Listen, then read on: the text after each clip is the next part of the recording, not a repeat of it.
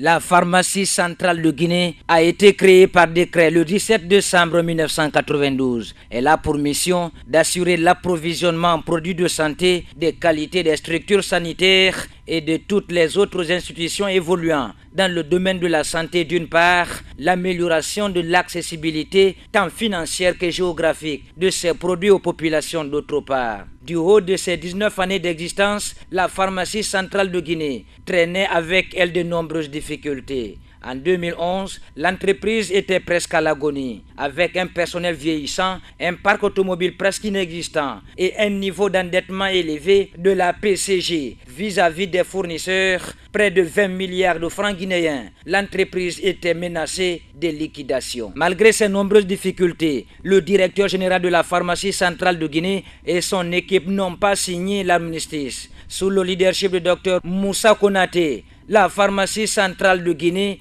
va s'engager dans de grandes réformes.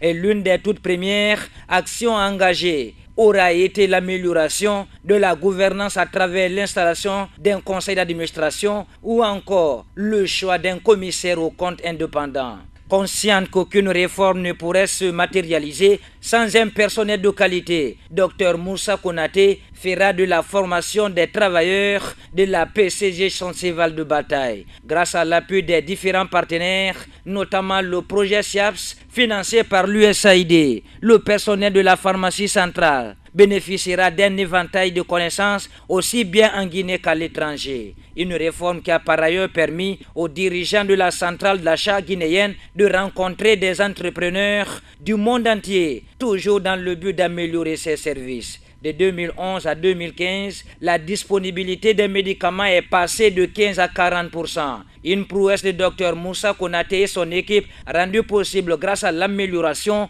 des conditions de stockage des produits et la construction d'un nouveau dépôt régional à Boké. En 2015, pour la toute première fois, la pharmacie centrale s'est dotée d'un plan de développement stratégique, un document important qui permet une plus grande efficacité de l'aide des différents partenaires. En outre, un business plan pour les 5 ans a aussi été élaboré. Par la suite, un appel d'offres international avec présélection couple produits fournisseurs est lancé. Consciente de son rôle dans le système de santé du pays, la PCG a initié un projet dénommé Médicaments pour tous qui a été soutenu par le gouvernement et ses partenaires en vue de rendre disponibles des médicaments de qualité et à un coût abordable pour la population avec une valeur estimée à 25 milliards de francs guinéens. Le rôle de la PCG pendant la crise sanitaire liée à l'épidémie Ebola. Vers la fin de l'année 2013, le virus Ebola a fait son apparition dans le sud de la Guinée.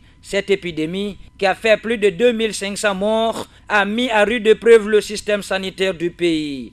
La pharmacie centrale, en tant qu'instrument de mise en œuvre de la politique intégrée du ministère de la Santé, jouera un rôle essentiel dans la lutte contre l'épidémie de fièvre hémorragique à virus Ebola. Au lendemain de la mise en place de la cellule de lutte contre l'épidémie à fièvre hémorragique à virus Ebola, la pharmacie centrale, à travers son directeur général, Dr Moussa Konaté, se verra confier le rôle de coordinateur de l'unité logistique.